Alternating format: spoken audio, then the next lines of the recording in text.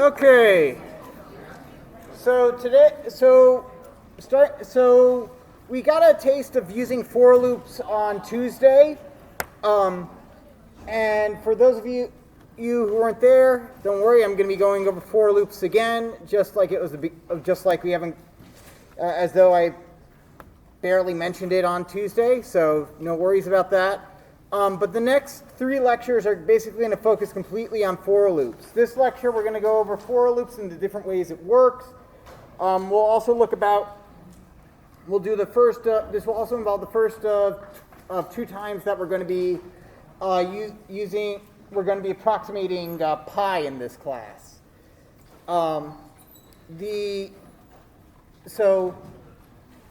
Then next week I have an in-class exercise on generating random passwords, as well as more review of more review of for loops. Depending on how today goes, I might move the exercise to Thursday, or it might stay on Tuesday. I'll keep that. The nice thing about having a schedule is that you can change it. So let's go. So I'm going to go ahead and start and open up idle. This is going to be, rather than an in-class exercise, a more formal lecture. I know that's an hour and 15 minutes, but I'll do my best to try to keep it interesting as best I can. So, all right. So I'm going to start up by, again, opening up idle, and I'm going to go ahead and open up a separate window. There we go. To do our for loop script. I'm going to go ahead and save it. Just to save a blank file. I'm going to be editing. I'll go ahead and just drop it on my desktop. I'll go ahead and actually documents, GitHub. We'll be learning about GitHub later. Don't worry about it for right now. GitHub and teaching intro. For loops. F2023. Okay. Just simply given it a file, it's descriptive. It doesn't really matter for this one. You can call it whatever you want. That's why I didn't bother trying to zoom in on the name or anything. Just giving it a name. So yesterday we learned about this form of the for loop. So suppose I've got the word print, right? So I've got the function print, and I'm going to just print out hello. We've seen this before. We've been seeing this in the first lecture. We go ahead and run it. It says, and it prints out on the right, hello. Very exciting stuff here, right? Okay, let's see. Can I move this back at all? Yes, I can. All right. So if we wanted to do repetition, the for loop allows us to do repetition, among other things. We saw yesterday we can use it like this: for underscore in range, and then if I wanted this to repeat 3 times, it would repeat 3 times. Okay? Print hello, and it goes hello, hello, hello. Right? So for blank in range, print hello. If I add another print statement here, over here outside of the for loop, print done, right? It's going to run hello, hello, hello. It repeats what's inside the for loop, what's been indented inside of it 3 times, and then it prints out done when we're done. If this was indented too, we'd get something quite different. Hello done, hello done, hello done, right? So it matters what's indented and what's not indented. Indentation is how we tell whether something's inside a for loop or outside a for loop, or in if statements or outside of if statements, or in functions or outside of functions. The formal name for this is called scope. Indenting allows us to know the scope of something, whether something's inside something else. Okay? Now, we've got this for loop, we've got this, and we've got this underscore over here. So, honestly, that's the first thing we're going to tackle rather than range, because this underscore over here, this is the first thing that we actually rarely use, that underscore. So let's go ahead and change this to I. We can put any name of a variable here, any new variable that we want to create. You could use an old variable name, but that seems silly. Typically we use I, just because we often, this is because in programming languages like C, the for loop, you'd have a counter for a for loop, and it would be int I, and the I would remind you that it's an integer. So it would be int I double D. So those are the types. You've got maybe long L, right? Those are just single letters. We use I a lot here also because it's going to be index. But more on that in a bit. I mean, changing this underscore to I or X or whatever is not going to change it. It's not going to change the function of the loop, right? If I change it to whatever, right? Assuming I can spell whatever today, okay, run it.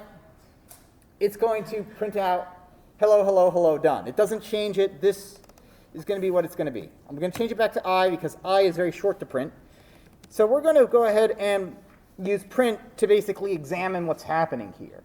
We can in fact print anything, we can in fact print anything. So here we're going to print I, and it prints 0, 1, 2, done. Go into why that is in a second. But again, we can print out anything. If you want to look at what something is, you can print it out. Heck, you can even print out print. Built-in function print tells you that it's a function. If I print out range, it will tell me it's a class, a range. And if I print out range 3, where I'm actually making some range, it's going to tell me it's a range 0 to 3. So range is actually pretty interesting because it is a shorthand, actually, for a much longer form, right? Range 3 is actually shorthand for range 0 to 3. Doesn't change. It's still going to be 0, 1, 2. Still going to print out 3 times. Now, even though we've introduced 3 numbers, it's not going to be too scary. How am I supposed to know how many times this repeats if there's 2 numbers? It's actually very simple. You take the last number and subtract the first number from it. 3 minus 0 is 3, so it's going to print out 3 times. More on this in a bit. Okay? Now, the numbers it prints out are 0, 1, and 2. So range actually produces a range of numbers. Okay? And that range of numbers starts at some beginning point and goes up to, but does not include, an end point. In mathematical terms, if you were to write this as like a subset of a function, you'd write this as 0, open bracket 0, 3, and then the parentheses. I'm sure you've seen that format in your algebra class and wondered, like, when the heck am I going to use it? Congratulations, this is like one of the only times you're going to see it outside of the math class. So there you go. It goes up to, but does not include 3. So it starts at 0, goes 1 and 2, and then it's done. So what it does again is that it iterates. We say it iterates over this range. It travels over this range of numbers: 0, 1, and 2. And I'm saying numbers, but what I really mean is integers, of course. Okay? So 0, 1, and 2. If we change it to 10, there's going to be 10 numbers produced. 0, 1, 2, 3, 4, 5, 6, 7, 8, 9. All the numbers, all the integers from 0 up to, but not including 10. Okay? Now, if I were to do range 5 to 10, this starts at 5 and goes up to, but does not include 10. Right? You can count that off on your fingers. That's going to be 5, 6, 7, 8, 9. 9, that's 5 total numbers. 10 minus 5 is 5. Like I was saying earlier, if you want to know how many times something is going to repeat if you're using the range, then you just simply take the last number and subtract the first. Is this going to come up on the test? Kind of. I'm not going to ask you like a tricky question, like a question like 5 to 10, what numbers are going to produce that. I prefer, you'll see what the kind of things I like. But this is a general tool that we want to use. The vast majority of the time, when you do a loop, you're going to be doing it range and have the first number there. There is one other thing we can do, though. It's fairly straightforward when we see it in action, which is that we can add a third number. How would we have a third number? What's the point of having a third number? Well, you'll see it's very self-evident in a second. So range 0 to 10 and 2 means we're going to go from 0 to 10 by 2s. 0, 2, 4, 6, 8.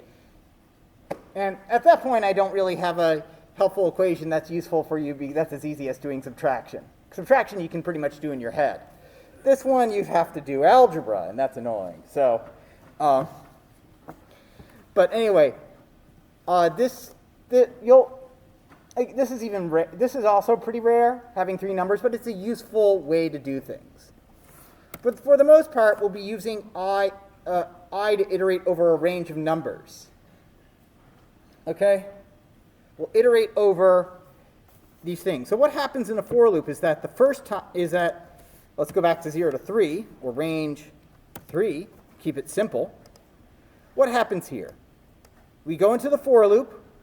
I gets assigned the value. We start the loop. I gets the value 0. We get done with this line, and we go back to the top of the loop. I goes to the next value, which is 1. We print out that value and go forward. Then I becomes 2. We go forward, and we've gone through all the numbers. So 0, 1, and 2. We'll see that a bit more in action in a second.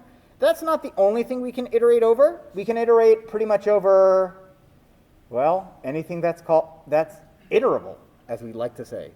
I know that seems a little silly, but here's what I mean.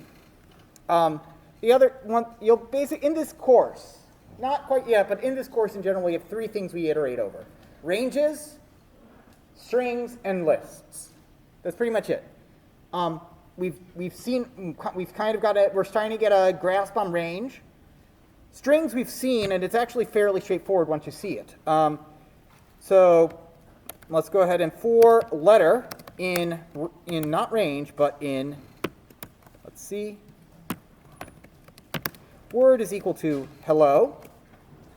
For letter in word, this makes a lot of sense. Actually, it makes more sense than the way it works in Java. For letter in word, print letter. And it does the least surprising thing. That is what Python tries to do a lot of the time with its function. It performs the least surprising operation, which is that if you iterate over a string, it goes through each of the characters one by one. HELLO. So we go to the H, we print it out, then we look at the next letter, which is an E. We take that, we print it out, then we print out the L, then we print out the next L, and then we print out the O. Make sense? We just iterate over that kind of thing. This is going to be used in the next in class exercise for generating random passwords, I believe. Actually, no, not really. I don't think so. You don't really have to worry about going over letters just yet, but I want to show you that we can iterate over it. Also, how many times did it print out a letter? Well, it printed out each letter once. It's 5 letters long, so this loop ran 5 times. So I suppose if you really wanted it to go another way, if you wanted it to run 3 times, is that if you want to run something 3 times, you could just simply type out and have it work that way. But that just seems silly. Okay.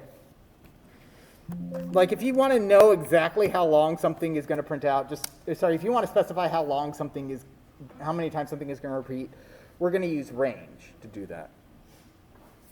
Any questions so far? Yes?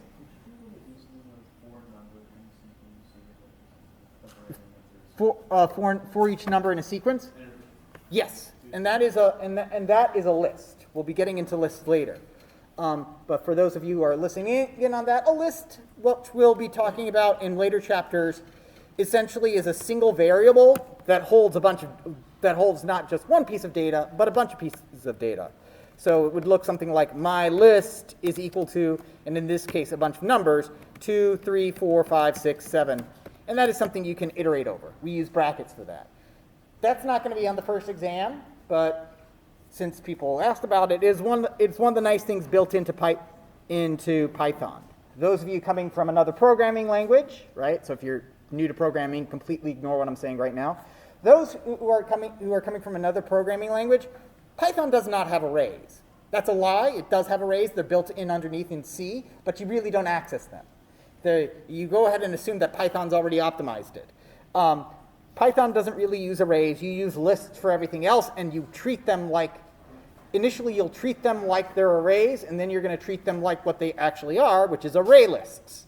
Nice, malleable arrays that can change and aren't static. So anyway, we will go, since we don't need that, I'm going to go ahead and comment that out for later.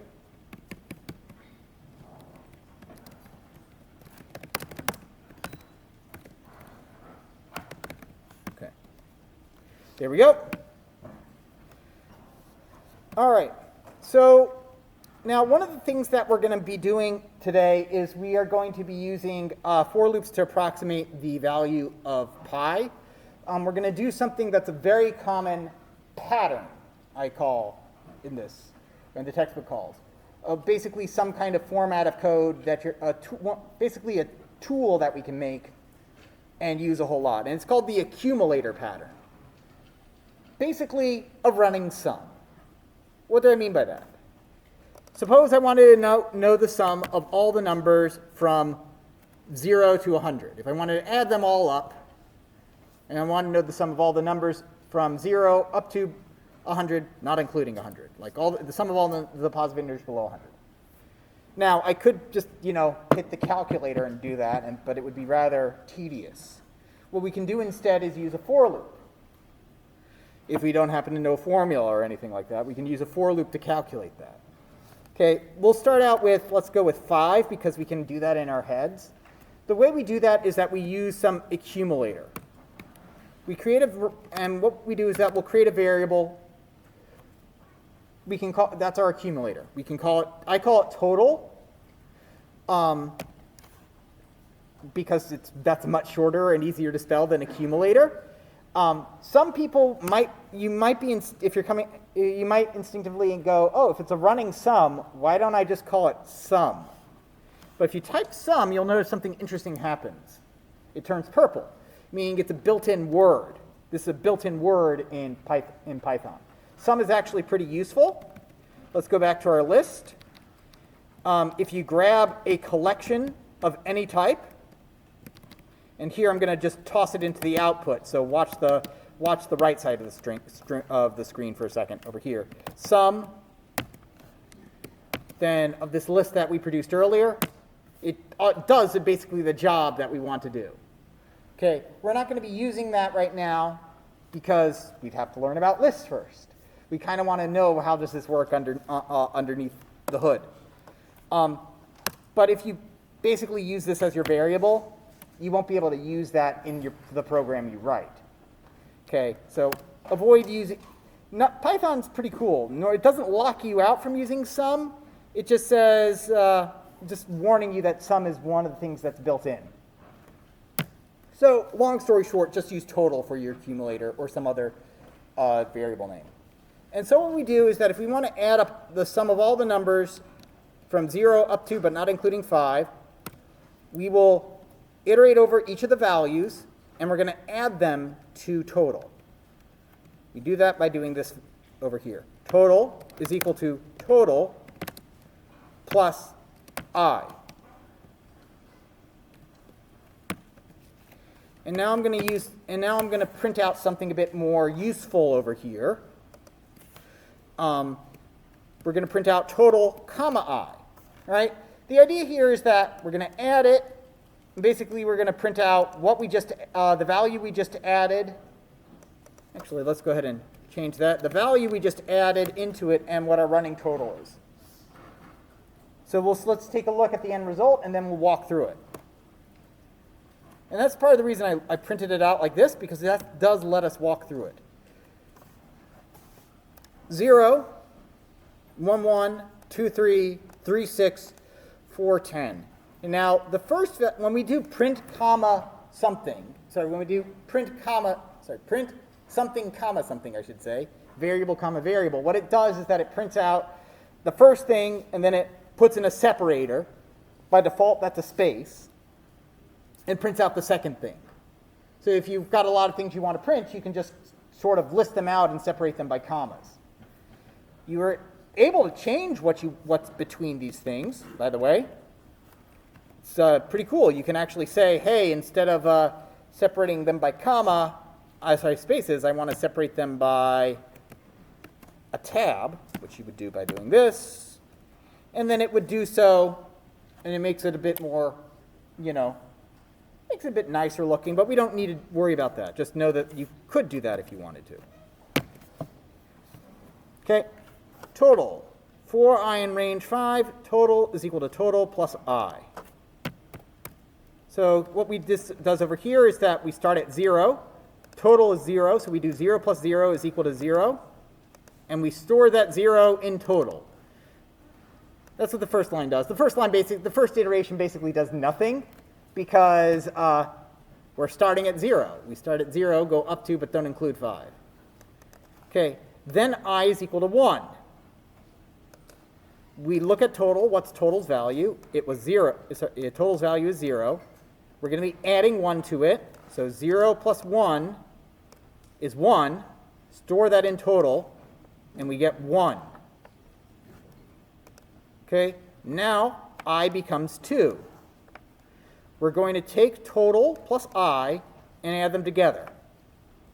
What's total currently? Total is currently 1. I is 2, so we take 1 plus 2 and that's equal to 3. Right? 1 plus 2 is equal to, I'm pretty sure we learned that in first grade or something like that. 1 plus 2 is equal to 3. We store that in total again. I increments to 3 now. 3 plus 3 is equal to 6. Take the 6, store that into total. Then I goes to the last value, which is 4. 6 is the current value in total, plus 4. 6 plus 4 is equal to 10. Store that in total. So that's how this works. Basically, it says it adds one value at a time, right? It basically takes the problem of adding 1 plus 2 plus 3 plus 4, and it says, okay, let's take 0 plus 1, then we'll take that, then we'll take 0 plus 1 and add 2 to that, then we're going to take 0 plus 1 plus 2, whatever that was, 3, and add 3 to that, then we're going to take 6, and add 4 to that, and then we're going to take, well, if we were going to keep going on, we'd take the total, our running total, which is 10, and add 5 to that. We'd take 15, add 6 to that. We'd take 21, add 7 to that. We'd take 28 and add 36 and add 8 to get 36, and so on and so forth. So for here, if we were to go up to 100, I'm not going to walk through the whole thing, but we could then print out our total value, and there we go. 4950. So the sum of all the numbers from 0 up to, but not including 100, is 4950. Everybody kind of see how this works, that we're just adding one number at a time and we're storing it in here. When we do this equation, remember, we take what's on the right, store it on the left. Although it's a bit of a drag to write that out each time, right? Total is equal to total plus I. What if my variable name's super long, right? In which case we have a shortcut, which I probably covered in the videos at this point, which is that we can just simply say plus equals I. We can do total plus equals I, which is just literally a shorthand for total is equal to total plus I. It basically says increase total by this much. One last note for people coming from another programming language. You may be familiar with this operation. I plus plus. This operation is terrible. Never use it. And the reason is because in languages where you can use that, this is a valid sentence.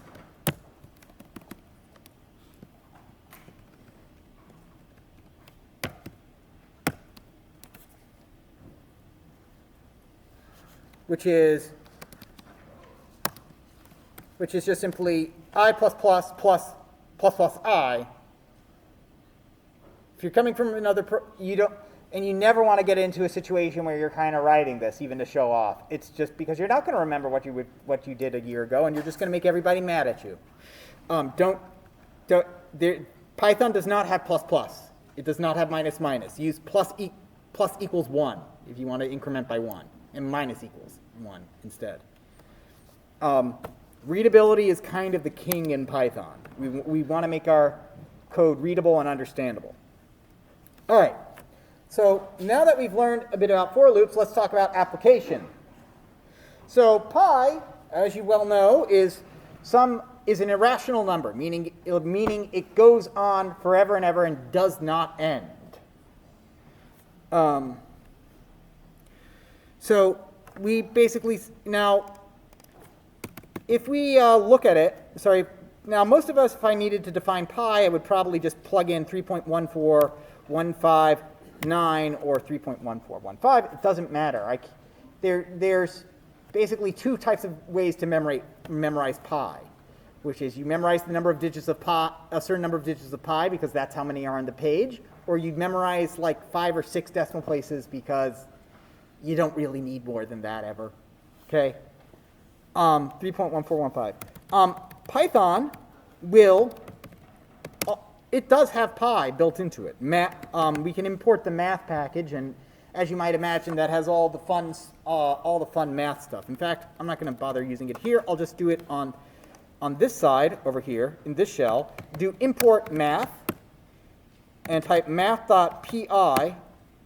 Nope, it's not uppercase. Math.pi. Sorry, math.pi, and this time I'm not going to hit the quotation mark while I hit enter. And it comes out as 3.14159.265.3589793. Don't need to memorize all those. Okay? Python already has it for you. But if you remember what I said, it is an irrational number, which means it goes on without end, because technically what a rational number means is that you can't really define it as a fraction of two numbers. Okay, you can't really define it as a fraction. So this is not an unending digit. This is not an unending series of numbers. This is because when we're dealing with floating point numbers, numbers with decimal points in it, there's only a certain number of digits we can store. And so we've stored the maximum we can in here, and believe it or not, that's pretty much good for all the calculations we need to do. Okay? But the question is, but then, you might stay up, you might be trying to get to sleep one night and thinking, how the heck did people figure this out? Right? How did people figure out that pi is 3 and a bit? I mean, it's not 3. There was an entire famous thing over here about the Indiana Pi Bill, Bill 246, 1897, which attempted to define pi as 3. Well, that's an apocryphal story, I believe, but there's a different kind of issues. Go ahead and read it. There's stories about basically legislators trying to define pi as 3. Some are apocryphal, but there's always a hint of truth to those kind of things. But here's what we call an approximation of pi. Basically, this is kind of the number so this is a logarithmic scale, so it's like the Richter scale. Going up by a line means it's, well, in this case, 100 times more accurate, as opposed to twice as more accurate. So here, right, even about 4,000 years ago, we had a good number of digits. And over here, it looks like in the 1400s, we got about humanity as a whole got about like 50 or so digits. It took about until looks like 1700 to break 100 digits, and then as soon as computing came around, well, now it's just bragging rights essentially. 10 to the 14th power of digits for pi. Okay, that's pretty impressive. But how do we know this? Okay, Chinese mathematics. This was improved approximations about 7 decimal digits in the 5th century.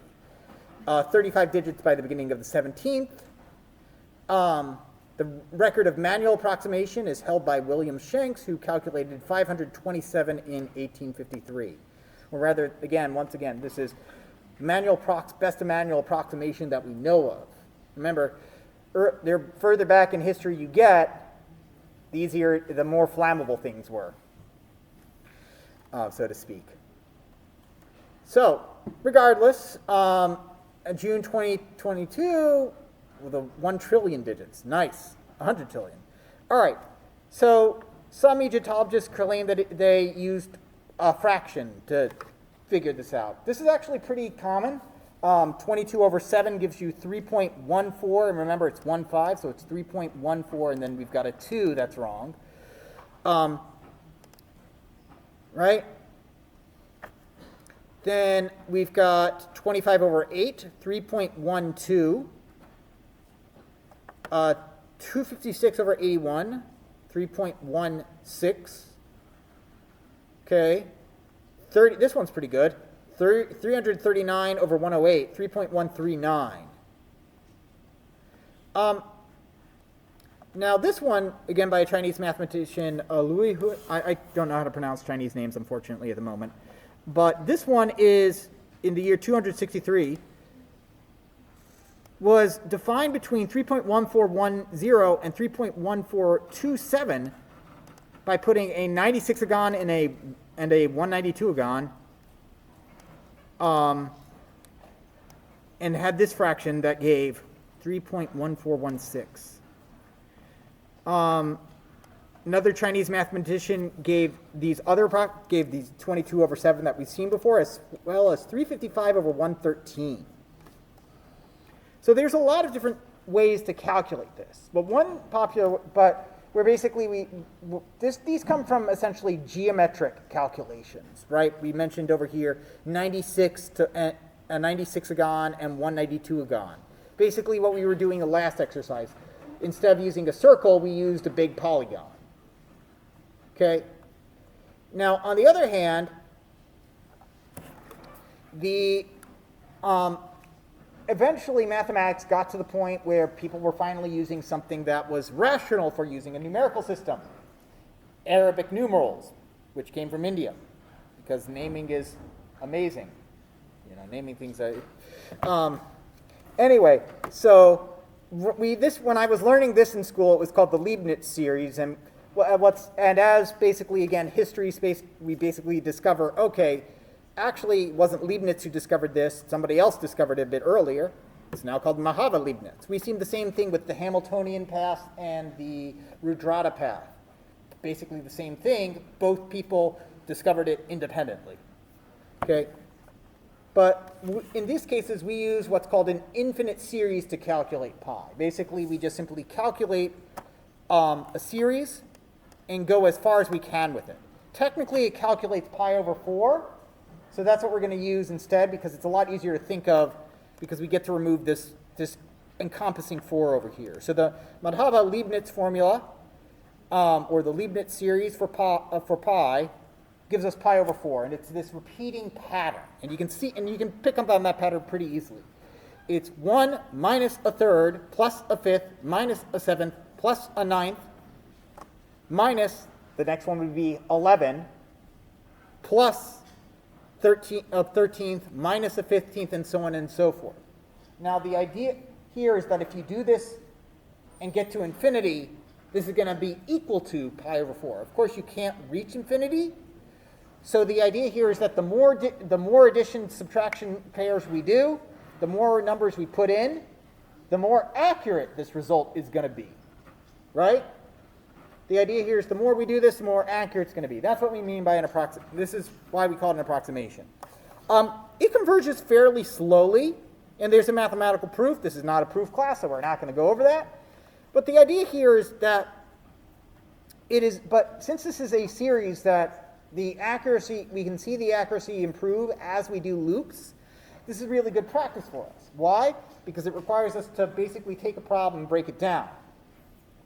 Now, this is a running sum problem. This is an accumulator problem. We're just adding numbers together. but instead of adding 1, 2, 3, instead of adding 1, 2, 3, 4, 5, 6, 7, we're having to do something that's slightly more involved, right? 1 minus a third plus a fifth minus a seventh. So let's go ahead and just for a moment think about the parts of it, because going from 1 plus 2 plus 3 plus 4 plus 5 to this one, 1 minus a third plus a fifth minus a seventh, that seems like a big leap. And honestly, it is. I'm not going to, because, very few people can just go from one to the other directly. Instead, we do what I am training you to do, which is to take a look at a problem, and break it up into small steps. So what are the steps we need? We need to make an accumulator. We know how to do that. That's easy. We can just simply, we take something and add something. So what makes this different than 1 plus 2 plus 3 plus 4 plus 5? The first three things, okay? The first is that it's not 1 plus 2 plus 3 plus 4 plus 5. It's 1 minus plus minus plus minus. It alternates. It flips. Okay, it flips. That's problem number one. So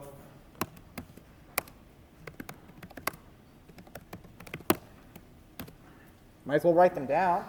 Why try to remember them in your head?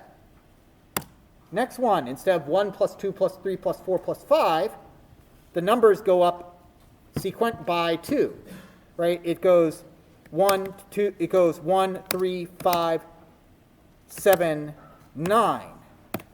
Now I'm defining that as a separate problem because then we do one other change to it, right? It's not 1 over 3, it's not 1 plus 3 plus 5. So it's not 1 minus 3 plus 5 minus 7 plus 9. It is 1 minus a third plus a fifth. So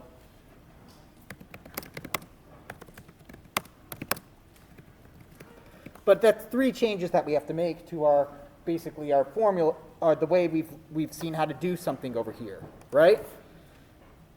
So I'm going to go ahead and comment this out. And what I'm going to do is I'm going to take this, cut it, and because it makes more, if I'm going to be posting this at all, then it makes sense for us to work on things in the order they appear. And we're going to put in some unnecessary white space to kind of just clear it, right?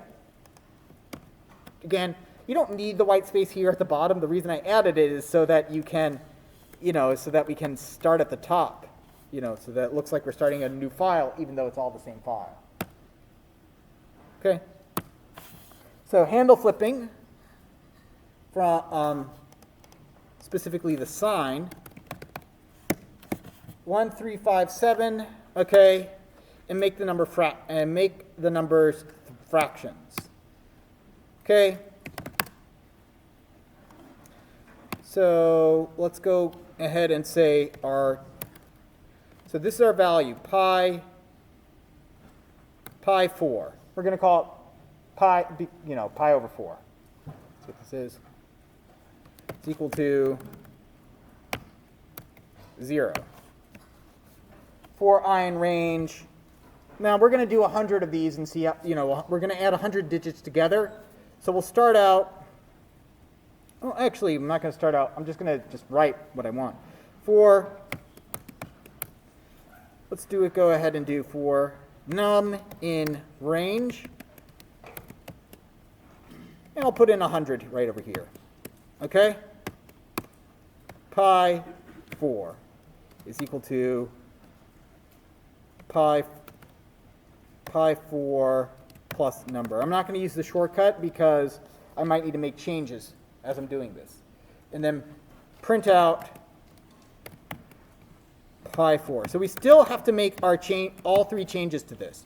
But now we've got an accumulator, right?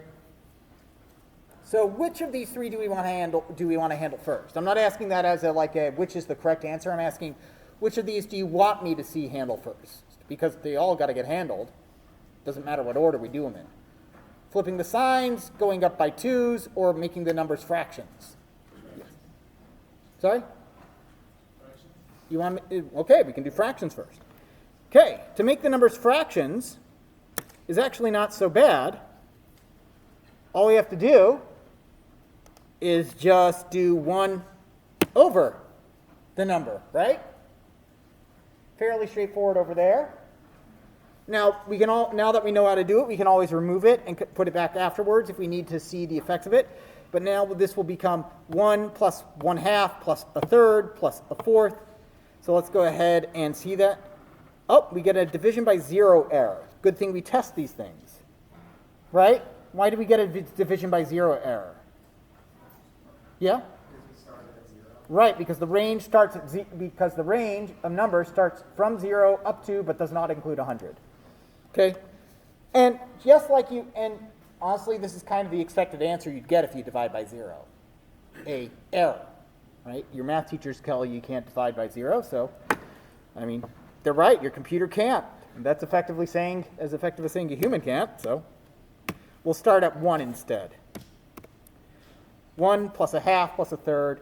Let's go ahead and make sure we're going to confirm that our values are a bit more correct by using maybe something we can calculate.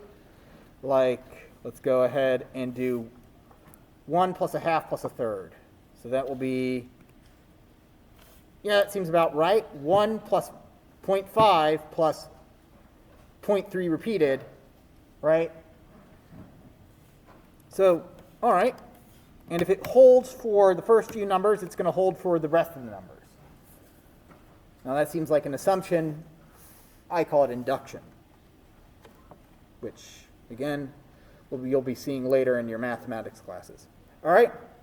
So, all right, next, we need to go ahead and, what do we want to do? Do we want to handle the flipping of the signs, or do we want to handle going up by 2s? Yeah. Sorry? Signs. Okay. So this one's actually probably the trickiest part because it doesn't require us modifying what's in the variable. It requires us to add something that's not there, specifically a -1. Now, to change something from a negative to a positive, you can just multiply by -1, right? And something from positive to negative, multiply by -1. So if we keep multiplying something by -1, it's going to flip from positive to negative and back again. We can keep doing that. So we're just going to keep multiplying by -1. So I'm going to create a variable that has a meaning here. Notice I've been avoiding using, x and I. I've been trying to use things that I can read it and kind of remember. Sign is equal to, now we're going to start at, we start with 1, so it starts positive. So we're going to start with 1, okay?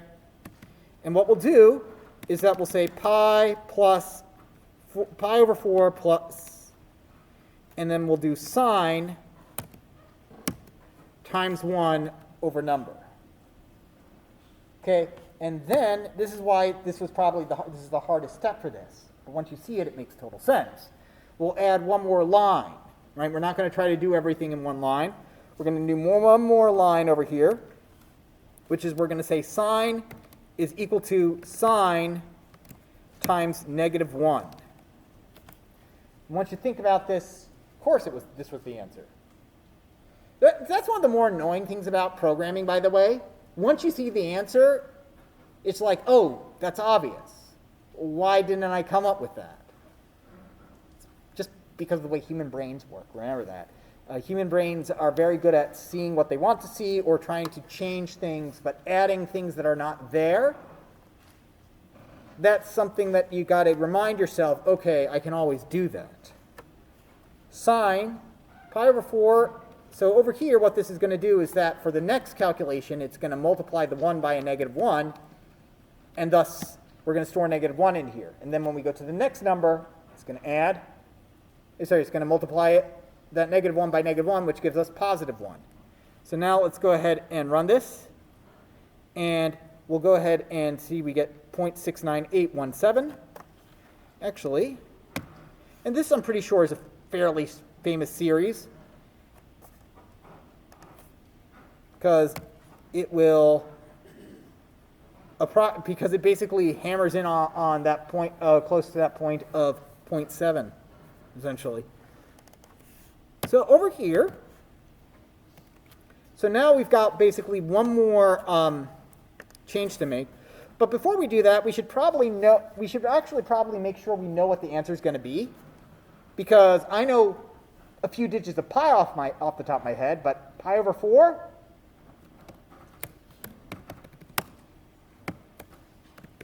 Right, so math.pi is 3.14159, so math.pi divided by 4, so we're looking for 0.785, right? That's what we're looking for, 0.785, okay?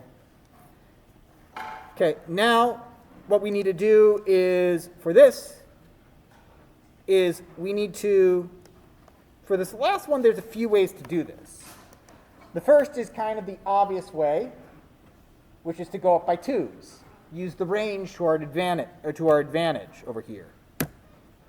Right? Go from 1 to 100 up by 2s.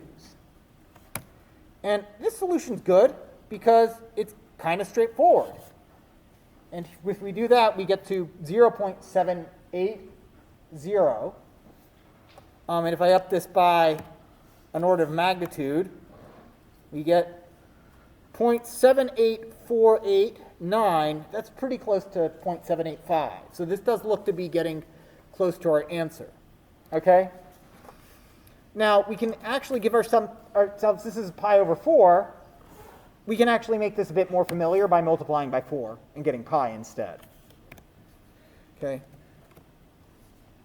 And instead of getting 3.14159, we're getting 3.139. That rounds up to 3.14, so we're getting pretty close. And 10,000. Let's see, so that's 10,000, a million. And if you didn't, now I noticed it there, but my computer just chugged the slightest bit, because every time I do this, it has to do 10 times as much work. Okay, 3.14159. So that was doing this calculation a million times, 10 million times. Now let's do 10 million times. And that took 10 times as long as the other time. Okay, and if I did this again, it's going to take a while, 10 times as long as that. In fact, it's not going to go until I'm done. Now, Python will chug at that all day. And it's not technically running 10 million times. Technically, it's running... Oh, no, it's actually, we were actually up to 100 million at that point. It wasn't technically running 100 million times because we're only doing half the numbers, right? We're skipping them. We're going 1 to 3 to 5. Let's go ahead and actually, write out our progress as this is happening, right? Which is, we can say, we can print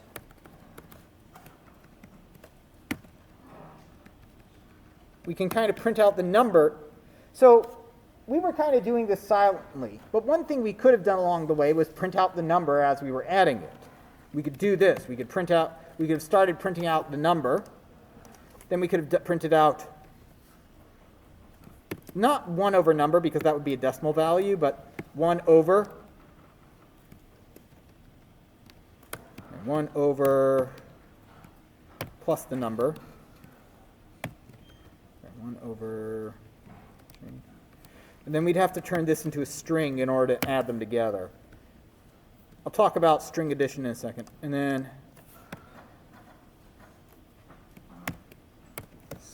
then actually we'll take this away. Instead and then if we wanted to add in the sign, we would just simply say sign and turn that into a string to kind of print out what the what numbers we are adding. Right? We're adding 1.5, we're adding 1, negative a third, 1/5, negative 1/7, 1/9. Make sense? All right, we're just printing out what we're adding. So remember, whenever you're kind of confused about how it's working, you kind of just want to print it out one at a time. Prints it out, it adds it,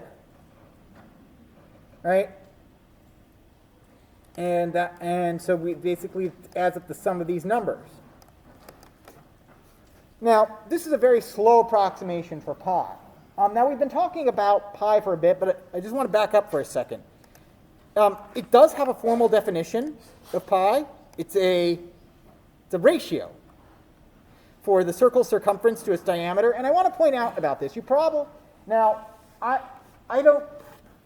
don't know what the current attitudes to Wikipedia are in high school, okay? Which is that they probably have a dim view of it. And in some areas where it's very easy to just fabricate stuff and make stuff up about how actually Napoleon was a time traveler or something like that, and just those areas are kind of ripe for vandalization, but in general they're very good. You probably all know about the quote-unquote trick of basically using Wikipedia for taking a look at finding good references.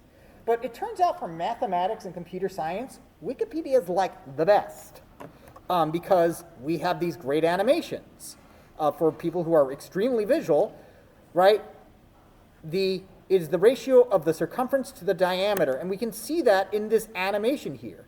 Here's a unit circle, and it basically just unrolls it, and we see if we unroll the circle, the circumference of the circle, it just unrolls to the value of pi because it's a unit circle. I find that these kind of things are great for figuring out if we're going to talk about other computer science topics like sorting. If you want to know about the way, this is one of the worst sorts ever. In fact, a friend of mine who's an engineer at Google says I should not even bother mentioning it in textbooks anymore because it's that terrible. Bubble sort, here it just has brilliant animations for how these sorting algorithms work. Sorting algorithms are a big kind of area in computer science because a lot of problems tend to involve needing to sort something. So if we can make it marginally faster, we've just made a ton of things faster. Current state-of-the-art algorithm used by computers is called the dual pivot quicksort, or they use something called timsort depending on the functionality of it. So these animations are very good for computer science content, for checking the runtime of algorithms and things like that. Wikipedia is pretty good in terms of those abstract resources. Okay. So let's see. So now this is a fairly terrible approximation to pi, as it turns out, or fairly terrible way to approximate pi. I mean, if we think about it for a second, this is called the Leibniz formula, or the Madhava-Leibniz formula, which was in the 14th, 15th century, so the 1400s, and then independently rediscovered in 1671 and 1673. So we're using a literally medieval algorithm on a computer. This algorithm was not necessarily built in mind of doing these kind of calculations, but it was a great, tool for what they had at the time, which was their hands and paper and stuff. So there's, but there were other ones as well. There's a few other. Basically, throughout time, we've got we've had different approximations. Of course, Ramanujan had his own formula. Guy was like a savant when it came to mathematics. If you don't know about him, look him up. It's kind of crazy, all the stuff he figured out. There's a ton of recent records. Again, it's just kind of at this point, figuring out stuff is kind of bragging rights. Figuring out the number. We've computed pi more than we possibly need to. The same is similar for calculating Mersenne primes, where we've got that down. Calculating prime numbers that are in the form of 2 to the nth power minus 1 Now, if you build your own computers, this number actually does come up a lot if you build your own computers. Specifically, the Great Mersenne Prime Search, which is basically the Great Internet Mersenne Prime Search, or GIMPs. Anybody familiar with this program? Almost nobody's built their I guess nobody built their own computer and tried benchmarking it. So this program is typically used because it's very optimized, and what it's typically used for is not for calculating Mersenne prime numbers, but to check if your computer can withstand the temperatures that you're trying to overclock to for sustained blasts of like 24 hours or something like that. This will basically use all the cores on your computer as effectively as possible. It's kind of insane. So if you ever want to test it, the cooling on your computer and see how well it works, that's the program to use. Nothing to do with mathematics, but you get a crazy crossover of those kind of areas. On the other hand, but again, those kind of things have been calculated kind of to the point of uselessness. So they serve as pedagogical examples for these things. I will say one other thing, though, if you don't, a lot of these, this one, comes from, there's a lot of effort with collaboration and trying to do things together, which is impressive. The biggest one of those kind of projects is Folding at Home. So I would check this out if you get the chance, but it became the world's first exascale computer, which means did a lot of calculations. And it was just basically a bunch of people who were trying to figure out protein folding problems, to figure out certain diseases, and then when COVID happened, it transitioned into, coronavirus, figuring out how coronavirus worked. So yeah. Anyway, got way off topic there. I'm prone to do that sometimes. So, any questions so far about the topic of for loops? Okay. Now, these kind of problems are, the way we are doing things in class, I want to mention that I'm teaching you like the very kind of, not unoptimized ways to do it, but the very straightforward, way to do it using the tools that we have available to us, okay? There are other ways to solve these problems. There's probably more efficient ways. The reason I'm teaching this way is because it's readable, relatively speaking, as opposed to using a list comprehension, which is not readable. List comprehensions are not readable. Or trying to use a bunch of like parenthetical statements. So since we have a bit of time left, before I let you go, I want to just kind of show you one more thing with turtles, okay? So now that we know we can iterate over anything and we can change things, right? I want to just step back to what we were talking about last week with turtles, which is that, let's call it color spiral. Yeah. Import turtle. Bob is equal to turtle dot turtle. And here we've been using the for loop to do repetition, but now we've learned that we can use the for loop and can change things, right? We can do things that change. Now the first thing that allows us the first and most kind of direct application with turtles is that this allows us to make spirals. Okay, we've already been able to make spirographs kind of by doing things like this for blank in range, let's say 100, Bob dot forward, 100. Bob dot right. You don't have to copy this down. Please don't. I'm going to delete it anyway. Okay? And we've seen this. This is not the important part. We've seen basically being able to do this, where basically we get a pattern. It's very tiny right now. Let me go ahead and adjust that. That error is from me stopping this. So Bob dot speed 100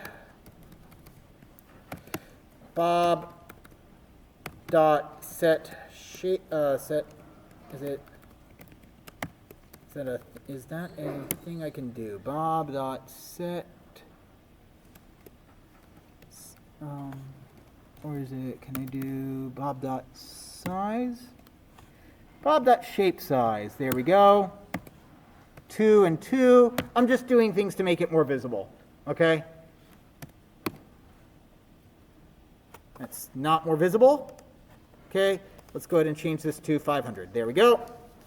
And there we go. We can see that we can make a spirograph fairly easily just by having a weird angle. But what about spirals? Okay? Well, let's take a look at a square. We can draw a square pretty easily. We learned how to do that yesterday. We just simply keep making 90-degree turns. Bob dot forward. And let's again do this as like 300. Bob dot, let's see, what is it? Bob dot pen size. We're going to use pen size here for 3. And then Bob dot, let's see. Yeah, if we're doing squares, you're just doing a 90-degree turn, right? Nothing too exciting there. Right, and all I did over here was just simply make it just a tad more easy to see. I'm going to bump that up over here. There we go. A tad easier to see. And all he did was make this, and all he's doing is just writing over the same area again and again. But we learned with the for loop, we can alter what we're doing. We don't have to do the same thing each step of the loop. I can instead change this to I, and then I've got a variable that can change as I'm doing this. So let's go ahead and shrink this down to, instead of forward 300, we're going to go and maybe do 100 plus 20 times I, meaning the distance that Bob travels each step of the loop, the distance that Bob travels will be 20 more. Now remember, this is order of operations, so of course 20 times I, that multiplication will happen before adding. And if you're never sure, or you just don't want to have to think about it, just throw parentheses around it like I did. And so now, since he goes a bit further each time, we get this pattern, which is really cool. Now,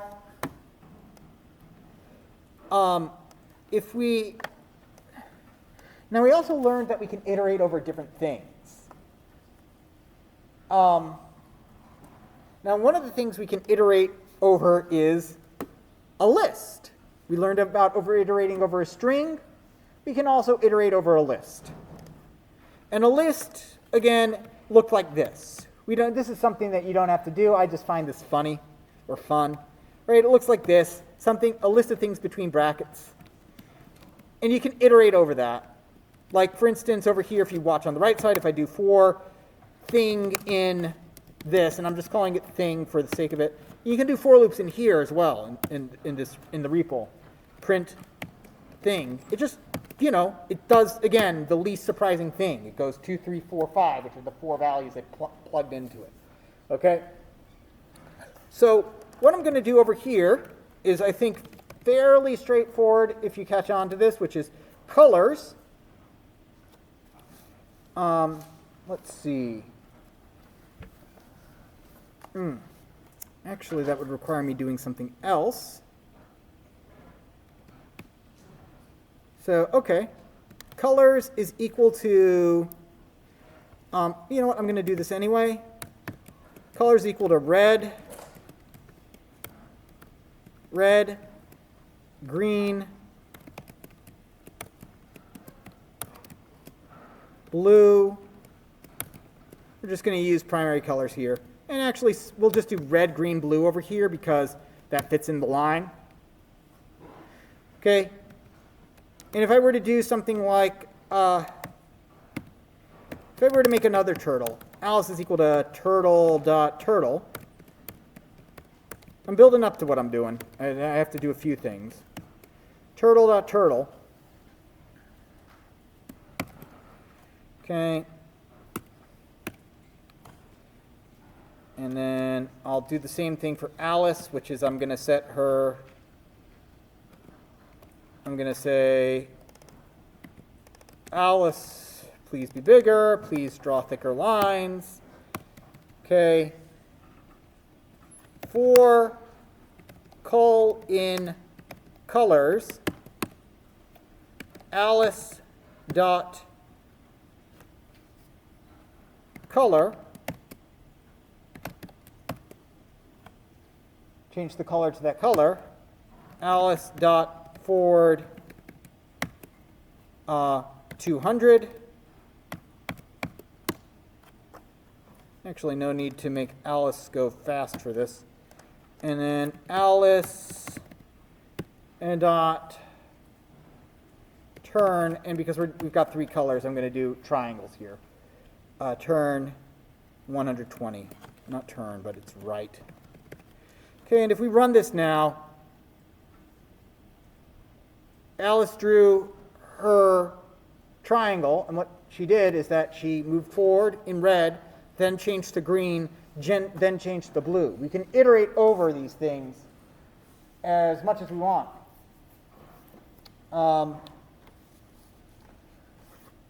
So now the question is, how would I get to doing this, like making this the square spiral to look like that? Well, the easiest way I have, there's a bunch of ways to do it, but the easiest way I have, okay, is to do this. Colors is equal to, let's see, colors times 20. Wait, what?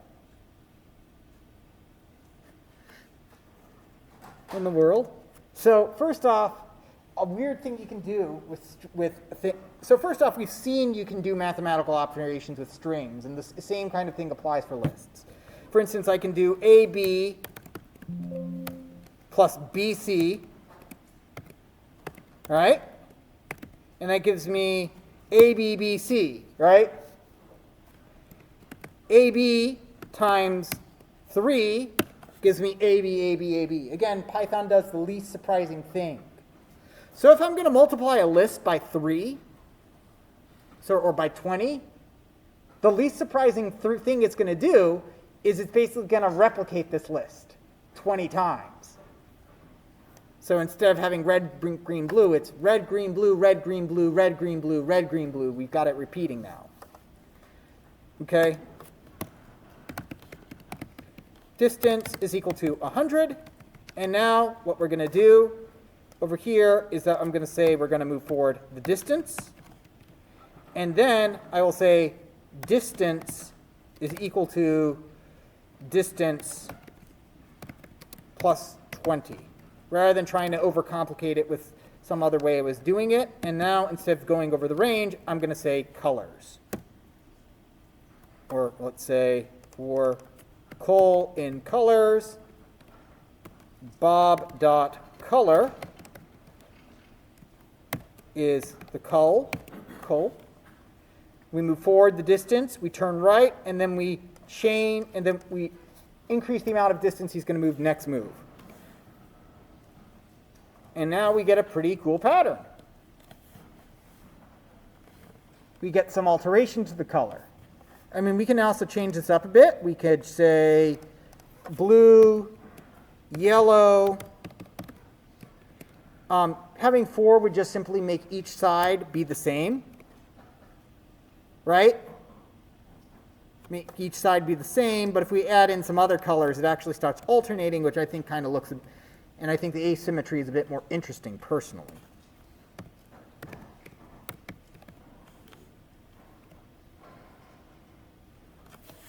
Right? So we can modify, we can, play with that and be able to just alternate things. And yeah, the drawing is actually fairly, I guess, it's both simple and complicated, right? If you were to draw that out by hand, it would actually take some amount of effort because you'd have to swap every bit you were doing and make sure you were drawing out the right amount. But, you plug it into Turtle, and if you were to manually just tell it to the commands to do it, it would take a while. Turtle's very good at doing these kind of spiral patterns. If you wanted to, and of course, if you want to change the shape of the spiral, again, this distance kind of idea stays the same. All you have to do is change the angle. So if we want to go hexagons, we just go to 60 degrees, and it goes like this now. Now, maybe if it's a hexagon, you might want to change the distance to be something like 5, since there's a bit more distance to build up, and you can make it a bit tighter of a change. All right. The last thing is that rather than doing this, and I'm just giving you kind of an idea here, and we'll see it again in the next couple lectures. We've already kind of seen it here. Is that you can slowly change colors from the red, green, blue format, right? You can slowly change them by increasing the amount of by doing the mixing of light, red, green, and blue light. So it is 3:14. I think I have bored you all enough for today. With regards to your Turtle assignment, the Turtle Lab, let me just give you a little bit of a hint for the extra credit, because I've seen a bunch of people do it on Discord. Typically, I get only like 1 or 2 people who bother with the extra credit, so I'm very impressed that like a bunch of people seem to be trying to do the extra credit for the Olympics problem. For those of you who haven't tried it yet, the easiest way I find to do both the regular version of the Olympics and the extra credit is, rather than having one turtle try to create all the rings, I instead create 5 turtles, 1 for each color, and then have each of those get each of them to draw a circle. That seems to work the best. And then if you want to get the overlapping bit correct, what you do is that you draw it incorrectly first and then paint over the wrong parts. All right, that's it. Have a great weekend.